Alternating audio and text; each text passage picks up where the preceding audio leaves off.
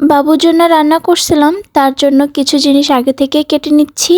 আর আমার বাবুর বয়স মাত্র 11 মাস। এখন থেকেও সকল কিছু দেওয়ার চেষ্টা করি, যাতে পরবর্তীতে সে সকল কিছু খাওয়ার অভ্যাস ধরে রাখতে পারে। যখন আয়েশের বয়স 5 মাস, তখন থেকে আমি একটু একটু খাবার দেওয়া স্টার্ট করি। আর 6 মাস থেকে আমি পুরোপুরি ভাত দেওয়া শুরু করেছিলাম। শুরুর দিকে একদম অল্প অল্প পরিমাণে ভাত দিতাম, তারপর আস্তে আস্তে খিচুড়ি করে দিতাম, বিভিন্ন রকমের খিচুড়ি।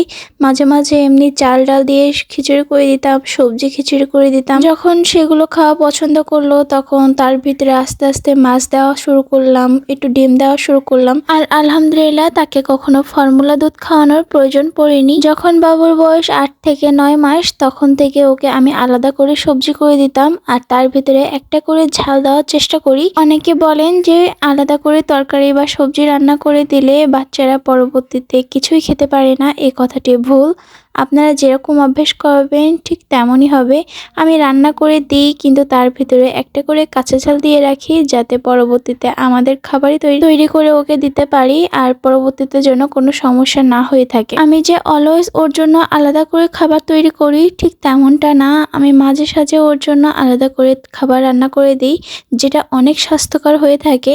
আর যখন বাড়িতে এমনি উচ্ছে তিতা বা অনেক রকমের সবজি তৈরি করা হয় ঝাল কম দিয়ে, তখন আয়েশকে ওগুলোও দেওয়া হয়, কোনো প্রবলেম হয় না, তখনও আলহামদুলিল্লাহ খেতে পারে। আজকে এক ধরনের মিক্সড সবজি রান্না করছি ওর জন্য। এজন্য প্রথমে পেঁয়াজ কুচি নিয়েছি কিছু পরিমাণের, তারপর হচ্ছে গাজর কুচি নিয়েছি, আর এখানে ফুলকপি নিয়েছি, আর এরপর একটা টমেটো দেখতে পাচ্ছেন, ওটাও দিব। আর এখানে একটা কাঁচা ঝাল আমি কেটে দিয়েছি। তারপর আমি পুঁইশাকের দানা নিয়েছি, এটাকে পুঁইশাকের ডিমও বলা হয়। আমি সকল প্রকার একসাথে দিচ্ছি বলে যে অনেক পরিমাণে দিচ্ছি তা কিন্তু না, একদম অল্প অল্প পরিমাণে দিচ্ছি। টমেটো কিন্তু অনেক উপকারী বাচ্চাদের জন্য। তো এখানে আমি অর্ধেকটা টমেটো রেখে দিব, আর অর্ধেকটা টমেটো আমি ওকে কেটে দিব। তারপর ওর জন্য নিয়ে নিয়েছি আমাদের গাছ থেকে নিয়ে আসা পুঁইশাকের পাতা।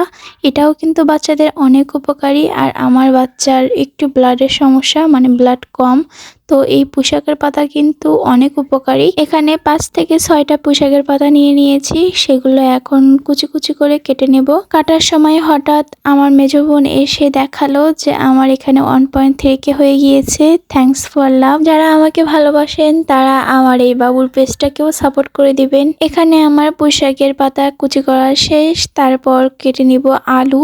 এখানে 2-3টে আলু নিয়েছি, মানে কাটা আলু নিয়েছি, সেগুলোকে একদম কুচি কুচি করে নিব। এখন সবকিছুই কিন্তু আমার কেটে নেওয়া শেষ। এর ভিতরে দিয়ে দেব সামান্য কিছুটা লবণ। বেশি লবণ দেওয়া ঠিক না বাচ্চাদের, তো অল্প একটু লবণ দিয়ে নিয়েছি। দিয়েছি একটু হলুদ, তারপর দিয়েছি একটু সয়াবিন তেল। এগুলো দিয়ে খুব ভালোভাবে মাখানোর পূর্বে একটা ডিমও আমি ভেঙে নেব। তারপর কিন্তু আমি খুব ভালোভাবে এগুলোকে মিশিয়ে নেব চামচের সাহায্যে। পানি দেওয়ার পূর্বে আমি আগে থেকে এইভাবে ভালোভাবে মিশিয়ে নিই, যেন সবকিছুই ভালোভাবে মিক্সড হয়। তো তারপর আমি এর ভিতরে দিয়ে দেব সামান্য কিছুটা পানি। এখানে পানি দেওয়ার পর লো হিটে কিন্তু আমি চুলার উপরে দিয়ে দেব, আর এর উপরে ঢাকনা থাকবে।